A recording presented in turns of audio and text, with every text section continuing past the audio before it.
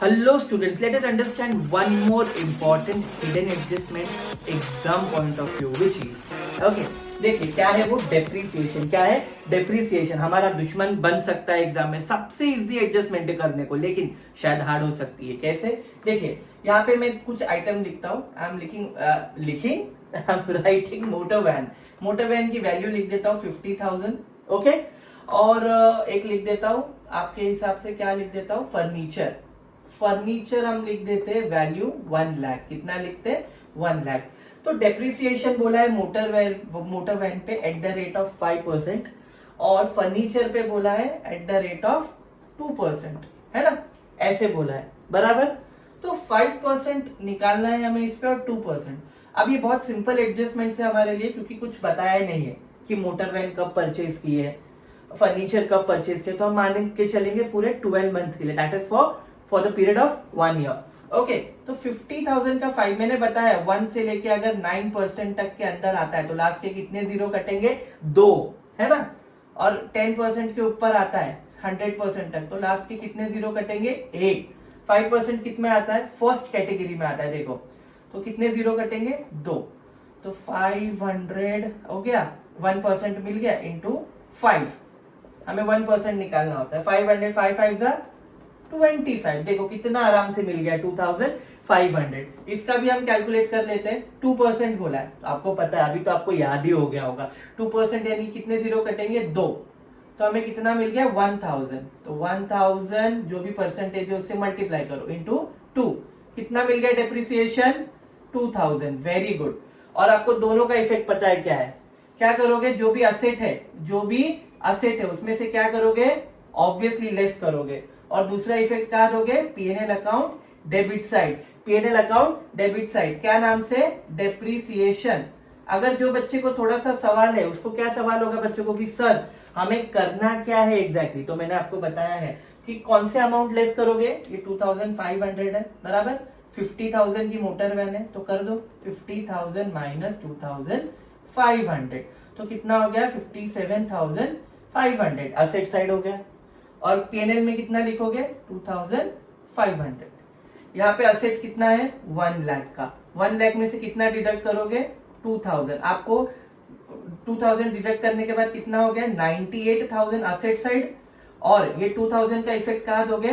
PNL account debit side. ये देखिए, understood? दोनों इफेक्ट कहाँ देने आपको? Okay. One more important thing अभी हम बात करेंगे, वो देखेंगे आप। कभी कभी ऐसा भी हो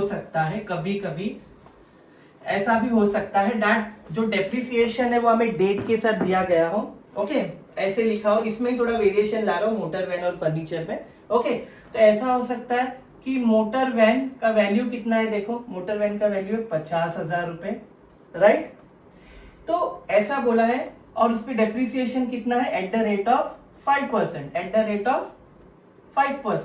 अभी बोला है, हम मान के चलते, अज्यूम करके चलते कि हमारा ईयर जो है 31/3/2020 को खत्म होगा। ओके, और बोला है कि मशीनरी परचेज डेट क्या है मालूम है? 1/10, ठीक है, 2019। तो आपको पता है क्या करना पड़ेगा। हमने कितना निकाला है? 5% हमने निकाला है 2500।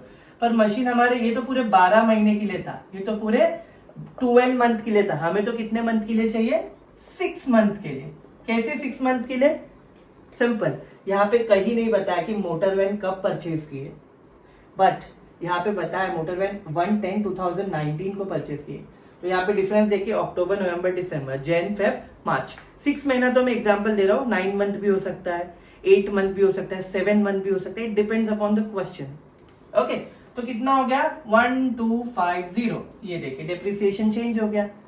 जहां पे पूरे 12 महीने के लिए 2500 था, यहाँ पे 6 महीने के लिए हो गया, 6 मंथ के लिए हो गया 1250, 1250 रुपए।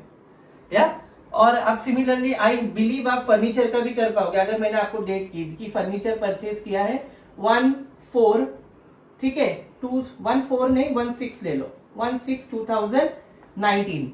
तो 1 के जून है, जून, जुलाई, अगस्त, सितंबर, अक्टूबर, नवंबर, दिसंबर, जनवरी, फरवरी, मार्च। कितने? पूरे 10 महीने के लिए।